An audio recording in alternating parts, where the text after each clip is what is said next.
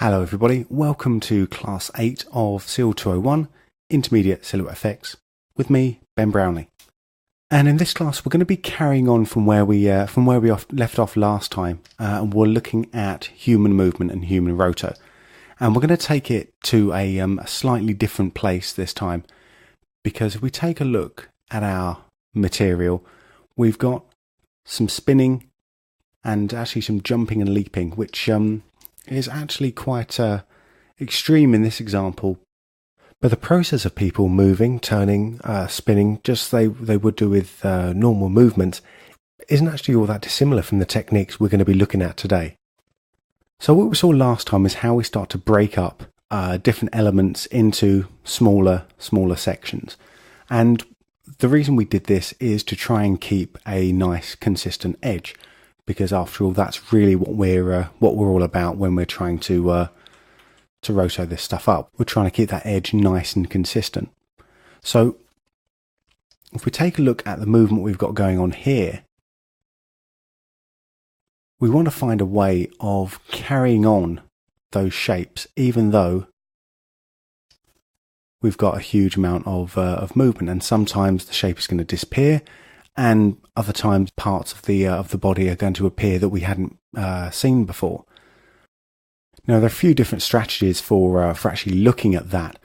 One of those is about creating new shapes to take over where the old shapes are not filling in anymore, and another one repurposes the shapes that we've already got and puts them to good use despite the changing circumstances.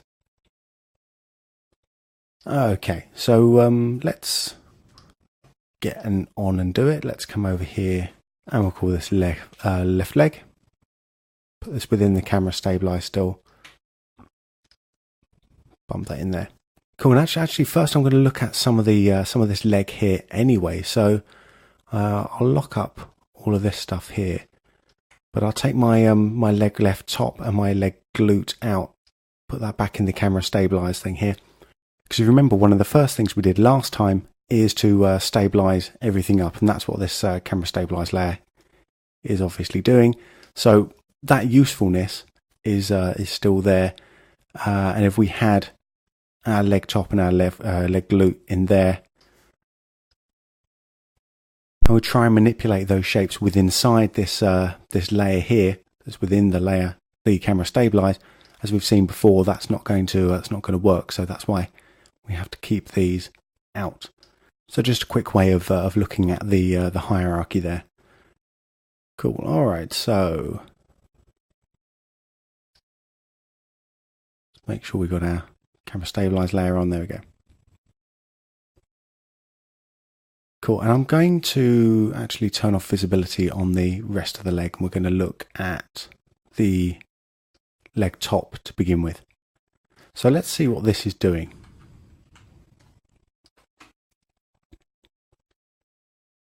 Okay, so the first thing it's doing is actually it's extending up as it goes up for the jump. So the shape is changing a little bit, but actually nothing that I don't think we can't transform. And come in to our rotate here, come out the quick rotate with the W. And we can just reshape using the holding down the Alt key for most of this. Then I'm going to need to go into the reshape tool over here just to do a bit of reshaping there. Let's see how that's fitting in. Generally, we've got the point-to-point matching working out now. We've just got to fill in the middle area, and obviously, as we also saw last week, the move that we've got going on here isn't a nice linear turn. There's stops and starts, so we'll come into where it's most out, which is this frame here, roughly between the other two keyframes in this case, and we'll come down here. And again, I think we're going to have to reshape this.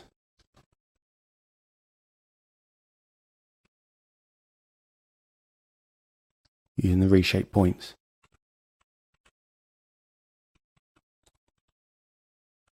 You can see this is coming out a little bit too high, so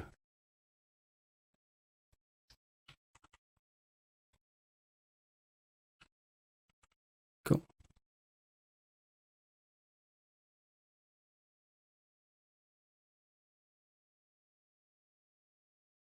Cool, so we look at the movement going on there. We want to take it up again. So probably where the leg starts now to rotate up and around. Now this is quite interesting because what's happening is actually the back of the leg, which we've been rotating up till now, is disappearing and it's being replaced with the side of the leg here. So we do have a choice. Do we come in with a new shape that's going to take over the side of the leg, or do we repurpose this shape here to actually come in and take the role of the side of the leg now as well? So let's see how well we can get away with that, or how well we can actually get that done. Because if we've got the shape going, and it's not sort of going to be fighting too much with where we are before, there is actually a good argument to be made for just repurposing.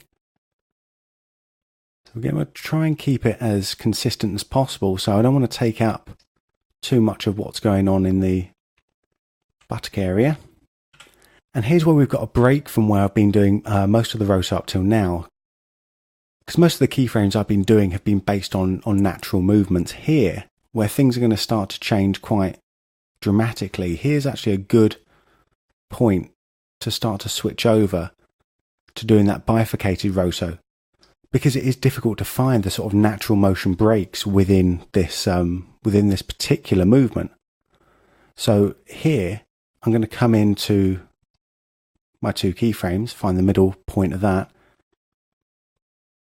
roto that up, find the middle point of those two, and then see what we can do there, and then check that through.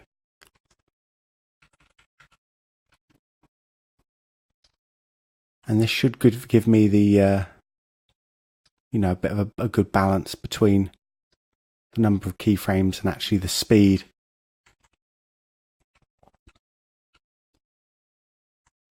of doing the roto up.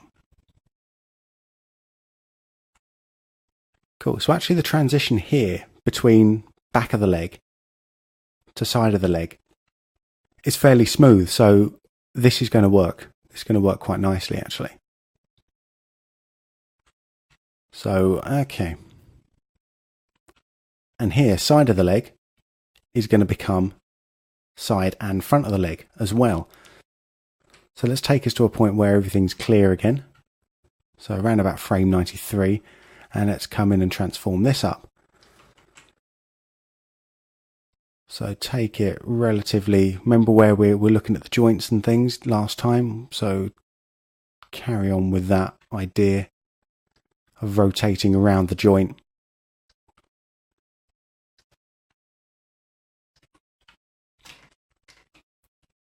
And actually, if we hold down the Alt key to do the distortion stuff, we can get this relatively quickly. And then do the old bifurcating trick again, so come into the middle of the last two keyframes, add a keyframe there, do the same thing and then check it through.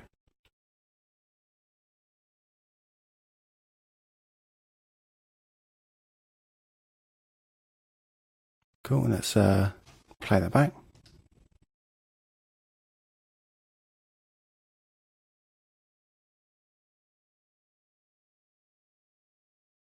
Just see it in silhouette to make sure that there's nothing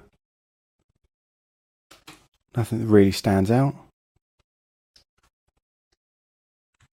Seems to look all right.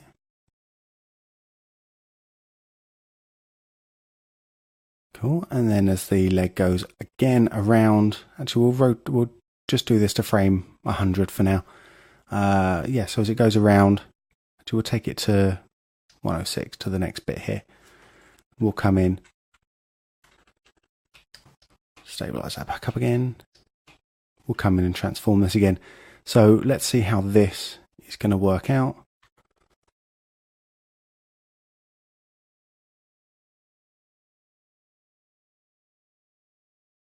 Cool. Like before, I'm more interested in the edges here. So long as these edges are looking cool, then the rest of the stuff should be picked up. Or the stuff, let's have a look here again. So all of this stuff here, where it's sort of passing over the knee joint, this should all be picked up with other shapes later on in the process.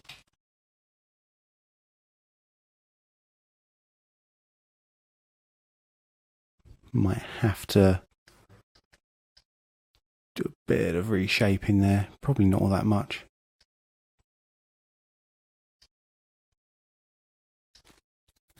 Another thing we haven't looked at is actually the ability to just look through the different color channels and just check those out and see if any of those give us a good edge to look through, because sometimes, especially when you've got loads of different colors going on, it can get a little bit distracting to see what you're actually looking for. When we've got motion blur and all of that, it can be far easier to find the edge, the proper edge, within one of the color channels. Which green is actually pretty good here. So yeah, easier to find the edge on one of the color channels than just individually, just in the entire RGB.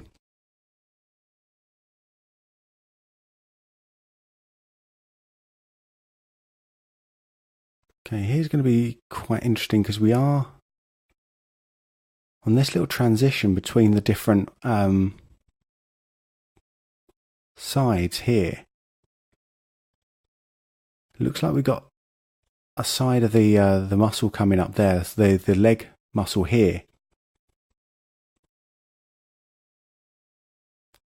is actually poking out in a different way than we had it covered in previous keyframes, because of course we've got, let's turn all of that on there, so we've got, you know, none of that muscle going on there because that's contracting back in, but we can see very clearly here we've got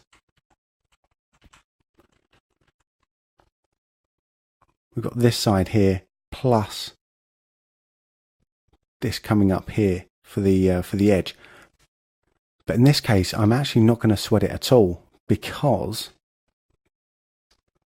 we've got all of this stuff here with the other leg coming in that's going to have to be rotoed anyway. That's going to take over the main edge.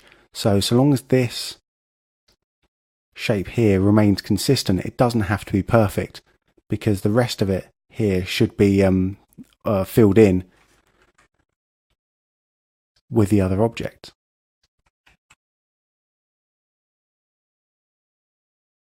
So if I do a little bit of reshaping, I don't have to do much, because I know I've also got my knee joint coming in to take over some of the strain later as well.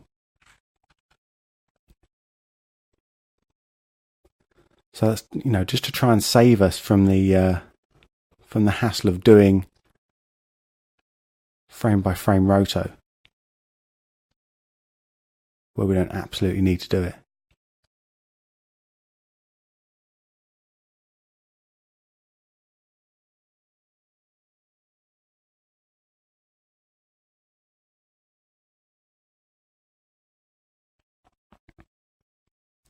And let's play that back.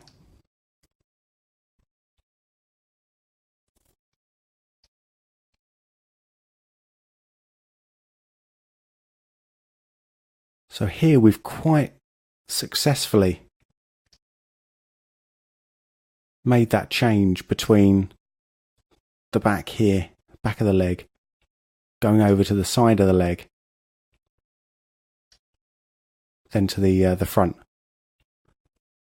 back to the side, and then obviously as he completes the turn, we're going to go back to the back again. And we did that without creating any other shapes. So that's not bad. Let's have a look at what we're going to have to do with the glute though. Could turn my glute back on, make it a different colour. Because this offers some slightly different challenges. So taking a look at this now, we can see that as the buttock goes up and around, completely disappears out for a good number of frames. So from about frame, let's have a look, about frame 92, probably to frame 106. So a good, half a second here. Does disappear out and then comes back with a vengeance. Splat. There we go. So not only that, it's when it comes back, it's actually should be in the same relative place as it was when it started, because we're both looking at, let's take it from frame 72. So frame 72, it's actually, where's our last frame that we did? There we go. 65. So frame 65, it's looking good there. Then we come back to about frame 127, and it should be in the same, same relative shape. Just going to be a little bit bigger. But the transformation that happens as it goes through here means we've got some rotational shift, we've got some perspective shift, and if we follow it through, it's going to completely sort of flip around, obviously. So we've got actually a bit of interesting work to be done on this. So let's come up and get the other stuff done first. Let's come up around about where our last keyframe was for the leg top. Around about there. And it's going to be doing the same sort of movement as well. It's going to be doing that sort of elongation as the leg stretch it up. So let's check our point-to-point matching. Turn the stabilize back on.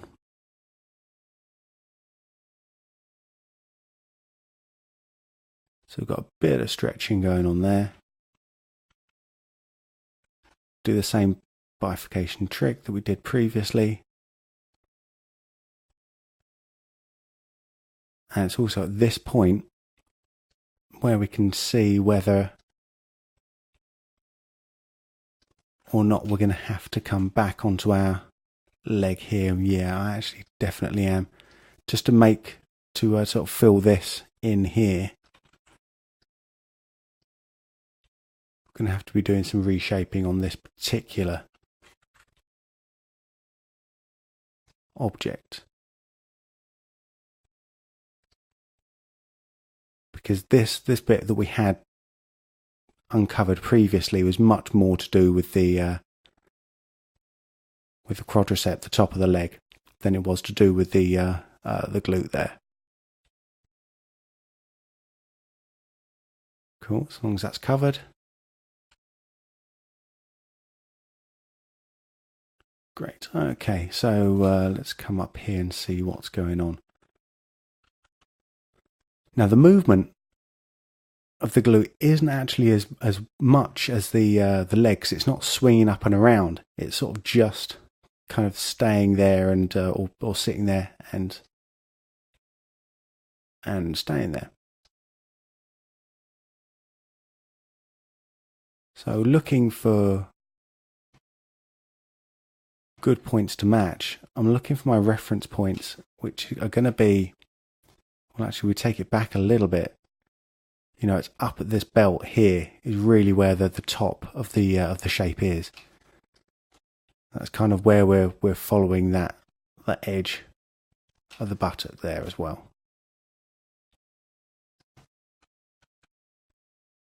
So really the movement between those two wasn't as extreme rotation as with the leg.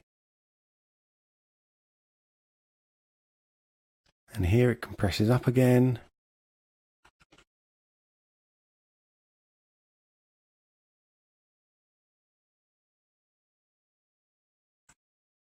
Cool, so just following the muscle around. Okay, here's where it's going to get fun again. So look what's happening here. So we've got the bottom edge here. It's now flipping over and I'm going to have to rotate it. So we could do that in situ, but actually I kind of find it sometimes helpful just to get me oriented first, is to do the rotation before sliding into place.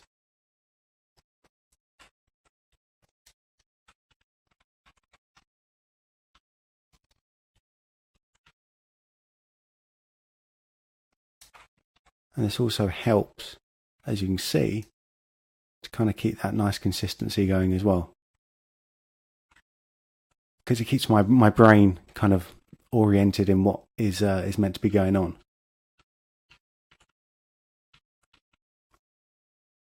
Because here, again, we've got another rotation coming on.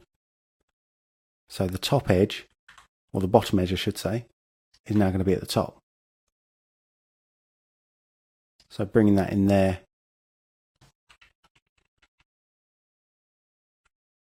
you can see now this is where the interesting stuff is going to happen, because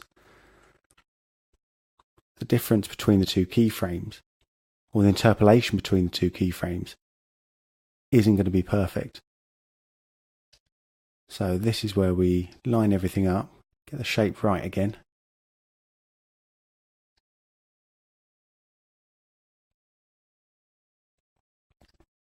And I'm going to reshape it to take in this area here as well. Just take us back to transform for a second, just so I can distort it a little bit more.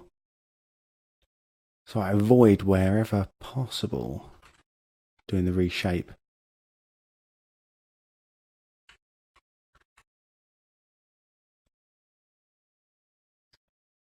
Just because it gives me a much more consistent frame. Or sorry, much more consistent shape.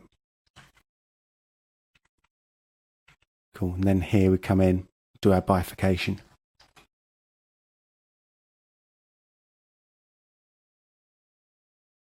And I can see again that we're going to have to bring our leg over a little bit more.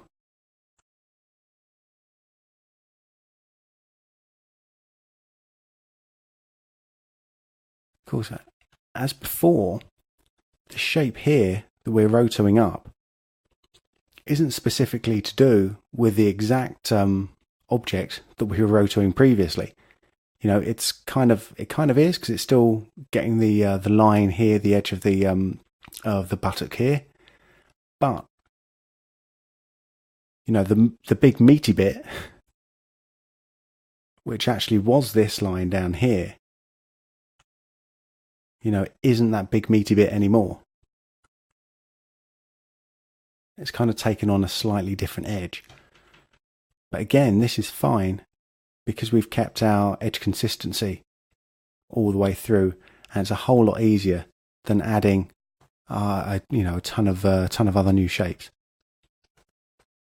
What we'll do is come in and reshape this a little bit more though.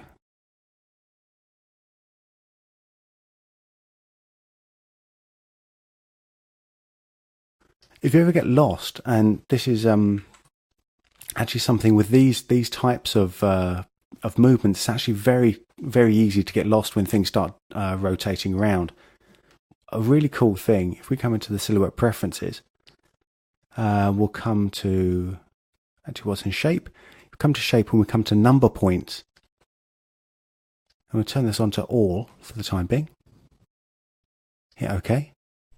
Then if we're in our reshape tool rather than the transform tool, we can see, if I go in here a little bit, we can see we've got numbered points coming in next to our dots, or next to our control points, and we can change the if I change my control point color here, hit apply, that will update the control point color and the point numbers as well. So turn this to white, for example. These all become white. Let's take this to purple. We're not going to miss that. Oops, that's the wrong one. There you go, lovely magenta. Now you'll notice actually that some of these points aren't sitting exactly where the control points are, and that's because they're nested within this this camera stabilize thing here. The numbers themselves, if I take this out, see the numbers themselves do fit exactly where they're meant to be, but as soon as they're in any other sort of motion track layer, this is where things start to fall off a little bit. So if your shape is in a layer where you've got quite a wild motion tracking going on to stabilize the shot up, you can find that your number points here actually don't coincide with the shape at all. So you have to take them out. It's not ideal. But that's just a little thing, and it's not it's not a killer most of the time. So if I take a look at my glute here, and if I'm hunting for the top edge, I know I'm looking for control points number 1 and number 8.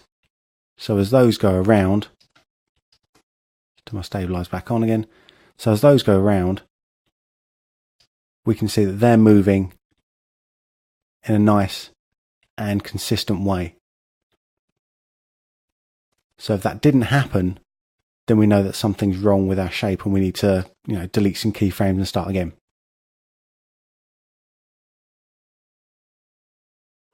One of the other things we can do, if we've got quite an extreme change happening here, and we also get lost, we can come back to a previous keyframe where things are looking fairly similar, or at least in the same sort of general overview, same general area. Copy that keyframe, paste that in, and then at least that gives you, your points back again pretty much where they need to be. So 1 and 8 are at the top. So now we can come in and transform this up.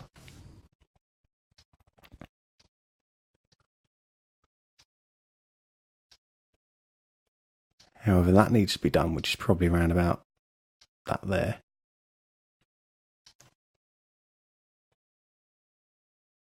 And so we've got quite an extreme, if we've gone too far, we've got quite an extreme interpolation there. Just copy previous keyframe, paste that in, and that gives you a rough idea, or a better starting point for your efforts for the next go.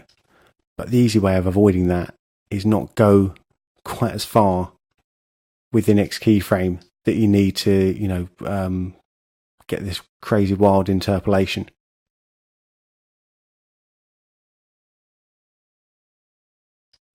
So I'm going to just delete this point here, and let's see what's going on here.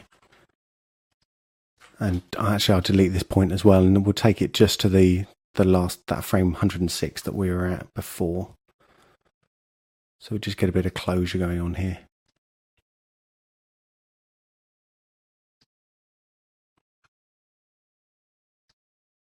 And there we go. So we've got our edge coming in. Let's check that edge out.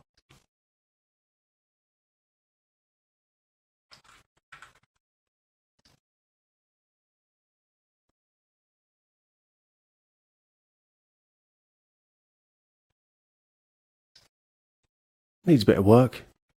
The top of the leg there. But from a consistency point of view,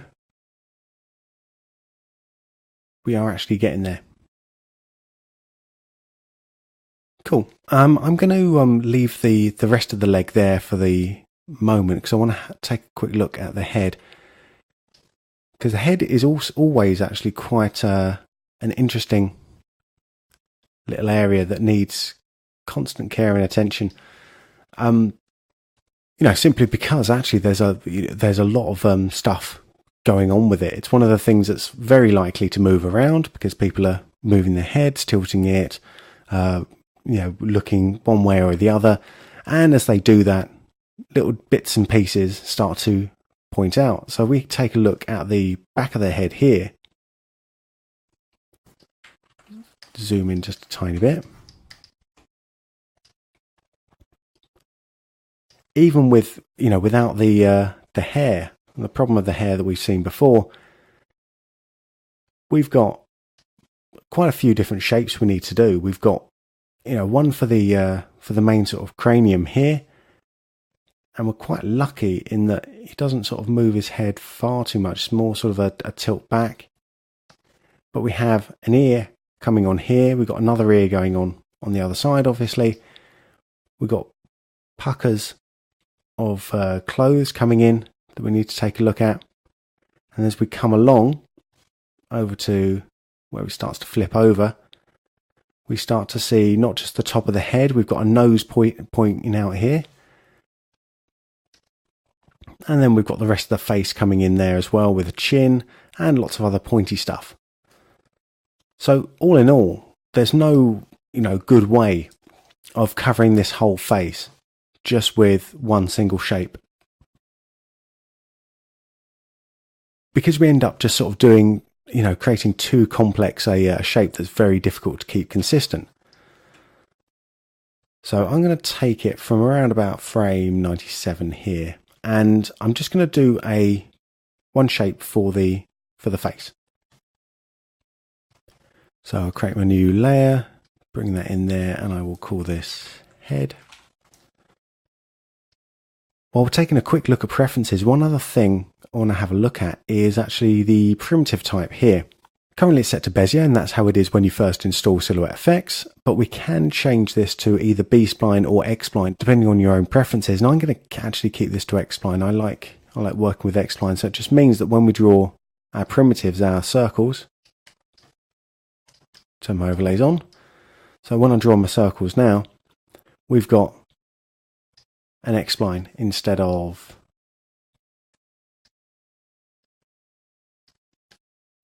here, well, I've got a Bezier. I'll change that around. And actually, while we're here, another thing we take a look at on my circle. Eagle-eyed of you will have seen that when we go to the number points here, I can also look at tagged as well. So hit OK. If I don't want to have a look at all of the numbers all the time, I can just right-click on any of our control points and tag individual control points. So if we've got, let's tag that one there. So if we've got, a much more complex shape with a lot of control points, and we only really need to track, 2 or 3 of them, or, keep an idea on where 2 or 3 of them are, tagging them, and if I right click again, untagging them is a good way of striking that balance between function and keeping the interface nice and clean. Cool. All right, so let's come back and take one for the face here. Back into the prefs, change that to X-spline. There we go. Cool. So I've got my face. Come into the transform.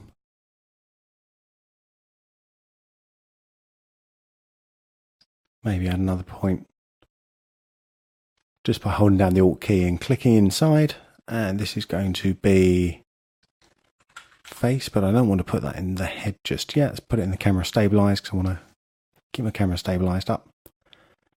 So now when I'm looking for this, let's go out a little bit. So now when I'm looking for this, I'm looking to maintain that point-to-point matching that I had before. So frame 97, the bottom 2 control points here off the top of the head, basically at the scalp, top of the scalp. So we come down here to frame, it says 86. If I'm going to transform this up, let's move it so that that top edge here is still pointing to the top of the scalp.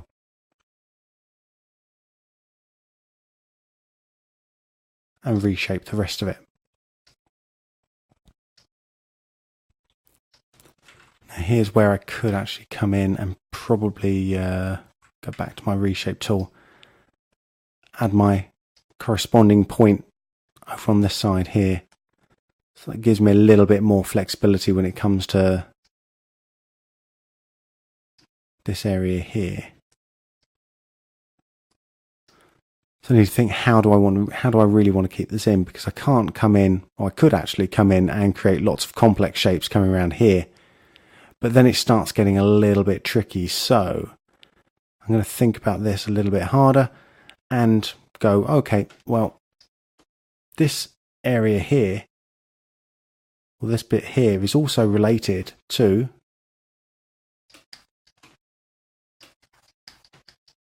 the top of the skull as well. And I know I'm going to need, let's zoom out just a little bit, I know I'm going to need an extra shape to deal with the top of the skull in a little bit. So why don't I just make it simple for myself, not worry too much about this particular area right now, and wait and see how it pans out when I add in the other shapes.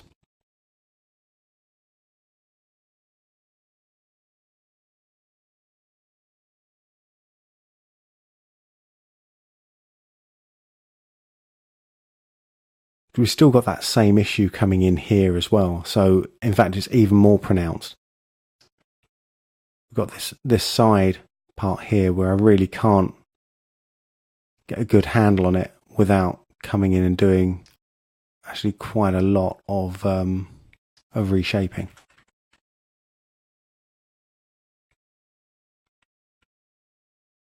Cool. Let's come to a point where I really can't see the face anymore. Just around about here. Get the top of the brow still, or the top of the scalp.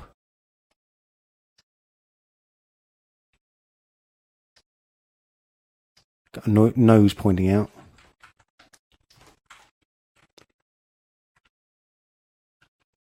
Think how I'm going to deal with that nose. I think I'm going to make a new shape for it. I'll do that in a little bit.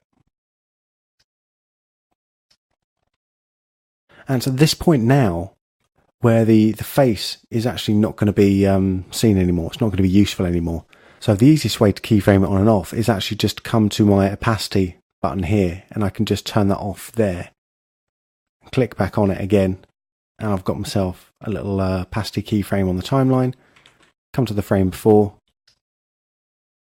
turn that off properly, and this gives me a hold keyframe on the opacity rather than if I came in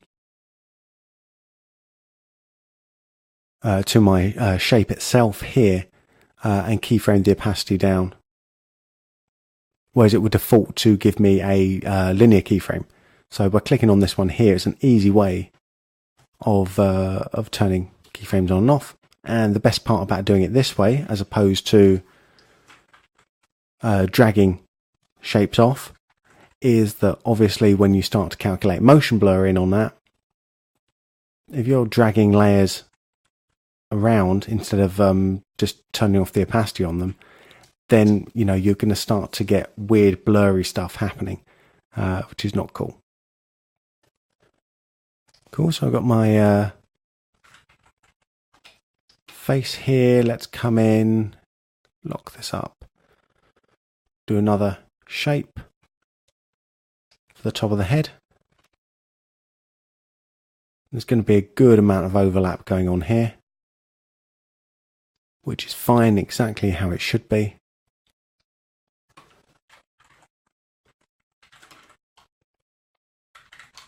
Top head. Change the colour on that.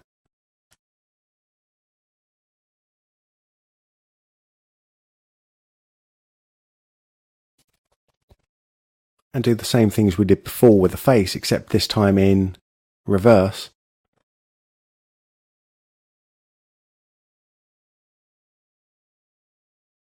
And say, okay, well, where's the top of the head going? Well, it's going to be there.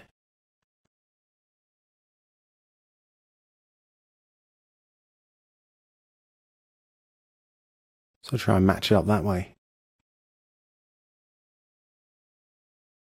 Split the difference.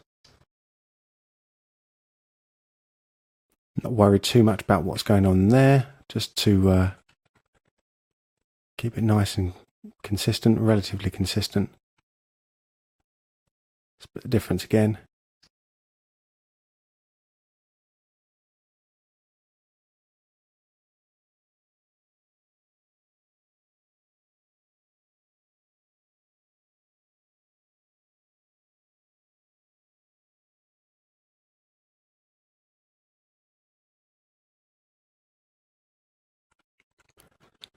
So you can see as the head now tilts back, aims to be nice and consistent, even though, you know, we obviously aren't 100% accurate in exactly what's going on with this edge here, because this edge here is the, you know, the top of the brow. Obviously we can't see the top of the brow here, so we've, instead of going back down to where the top of the brow is, that would just be silly. So we're looking actually at the edge itself, and then that transforms itself into the top of the brow, and looking good. We'll take one for the side of the face as well, which we're probably going to have to do on this side. Also, let's come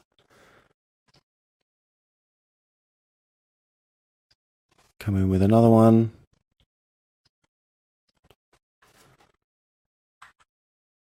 Left face.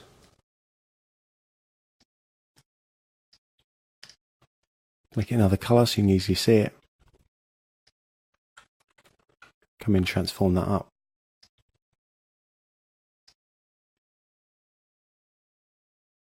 Okay, we've got some nice overlays going on here, so I'm not worried too much about what's happening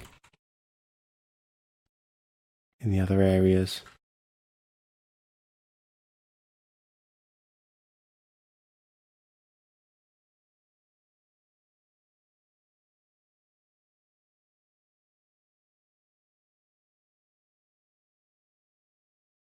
Probably start it around there. Yeah. And if we don't need it anymore, come in, turn the opacity off, and then back on again. So that when we look at the overlays,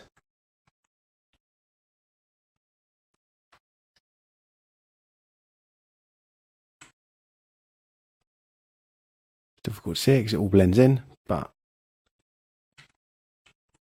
should be all looking good now.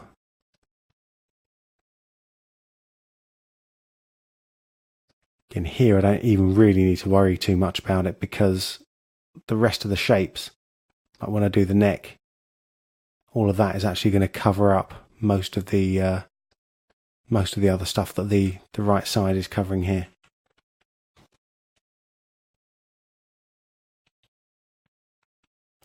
We'll do the same idea for the left side of the face as well, the left cheek.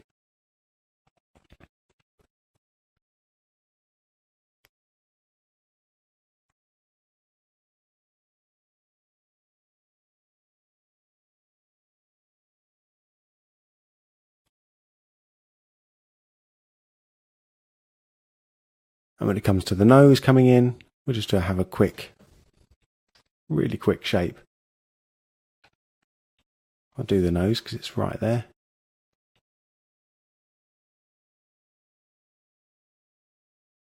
Just a really quick shape for the nose.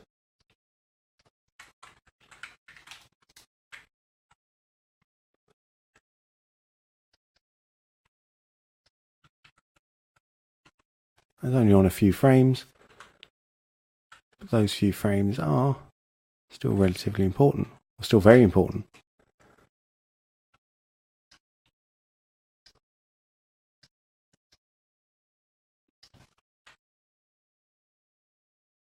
Because you would definitely miss who didn't have his nose anymore. There we go. Cool.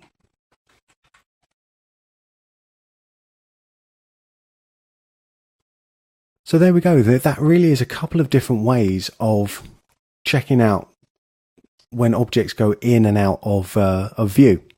So we've got how we handled the leg here. We repurposed the edge of this shape of the top of the leg here. We completely repurposed it so that the back of the leg morphed into the side of the leg, morphed into the front and side of the leg, back to the side, and then eventually it would go back to the quad that it was working on before, so the top part of the leg that it was working on before.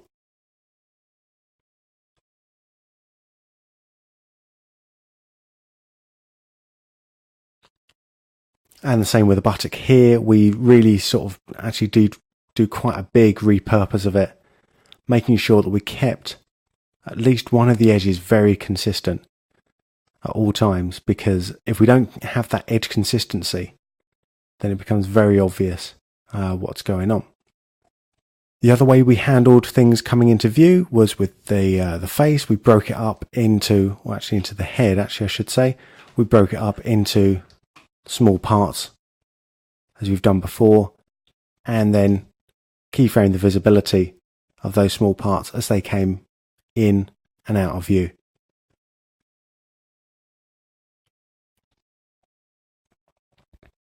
Great, well that's it for this class. I hope that's given you some food for thought. So if you've got any more questions about this or the overall approach to doing this human roto, then drop by the forums and just post them there, and I'll be happy to answer them. I'm Ben Brownlee, and I will see you again next time. Thanks for now.